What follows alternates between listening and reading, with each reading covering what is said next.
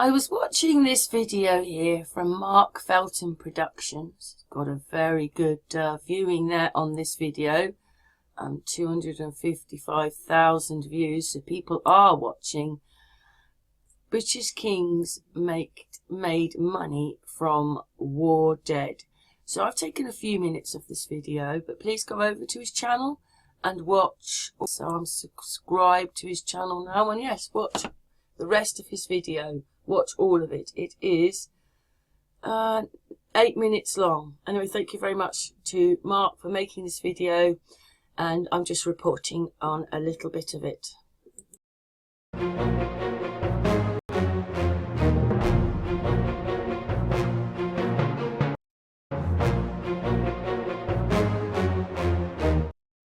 On Remembrance Sunday, as has happened since 1920, the monarch and other senior members of the royal family, in their capacity as honorary officers, laid wreaths at the cenotaph in London, Britain's permanent memorial to British war dead in 2 world wars and many conflicts subsequently. It is always a dignified and moving occasion, and all across Britain and the Commonwealth it is replicated at thousands of war memorials. However, very few people realize that successive monarchs have benefited financially from the deaths of some British service personnel and civilians, a story first broken by the Guardian newspaper in November 2023, but actually never hidden from the public if they chose to look. And there you go, there's a little bit of information there about the royal family getting money out of the dead without a will or next of kin. It says the Bona Vac Santia, or whatever that is, Vac Santia, yeah. The ancient system allows the Crown and the Duchess of Lancaster and Cornwall to collect the estates of the deceased. The Duchy of Lancaster, which is managed by the King's hereditary estate, has collected tens of thousands of pounds in recent years. Well, there you go then. So the people don't even know that they're claiming the money against them. That is just incredible, isn't it? Now that is a bold statement. I'm saying that kings and queens have made money out of the deaths of some British servicemen and women and also civilians during wartime. But depressingly, it is true, and I'm going to show you how it is done. Once upon a time, all land in England and Wales belonged to the monarch, and that had been the case for hundreds of years through the medieval and into the early modern periods of history. But there was a downside to owning it all, for the monarch had to pay for the military, the civil service, etc., him or herself, and by the time of the 18th century that burden had grown too much. Although during the preceding period the governments had covered many of the costs that the monarchy incurred, the monarch still was left with a substantial bill.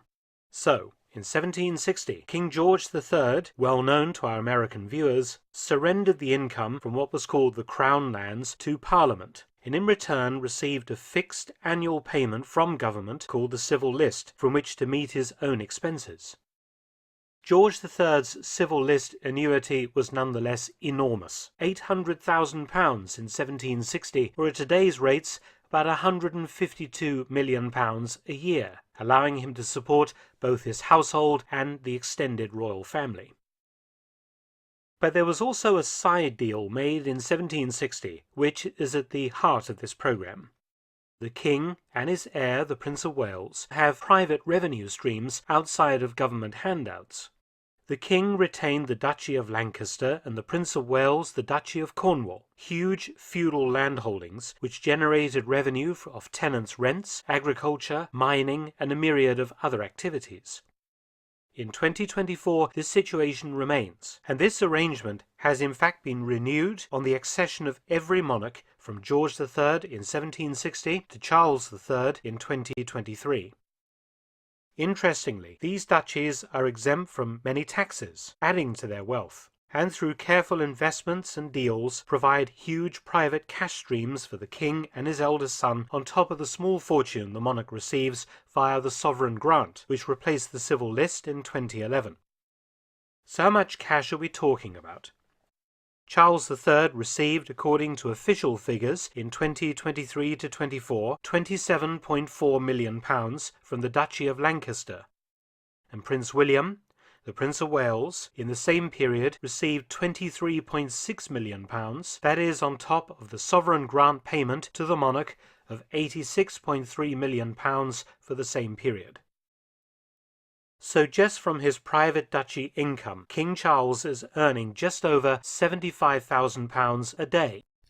I like the fact that he says if you so wish to go over and find this all out for yourself, but if you don't know it's happening, you won't go and look up the information, will you?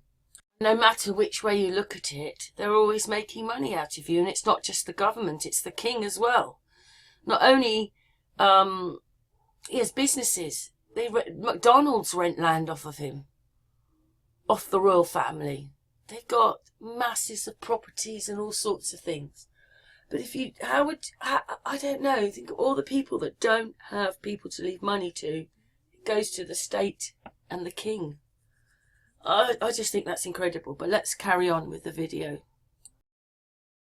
Interestingly, the Sunday Times and Channel 4's Dispatches programme just launched an investigation into the financing of the duchies. They discovered, for example, that Charles is charging the National Health Service £829,000 a year to park its ambulances at a depot that he owns, a deal over 15 years that will make the king a cool £12.435 million, and at a time when the government has increased taxation across the board for British citizens in order to better fund organisations like the NHS.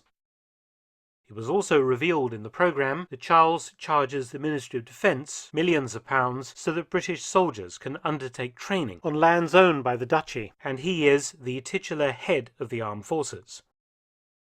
So turning to soldiers, what about the dead soldiers that I mentioned at the beginning of this programme? One of the rights granted to the king as Duke of Lancaster is an ancient custom called bona vacantia, Latin for empty goods. This rule says that any person who dies without leaving a will in the duchy, and if no heirs can be traced, their property and money goes to the king as the duke. This was formalised in law in 1925 after centuries of use.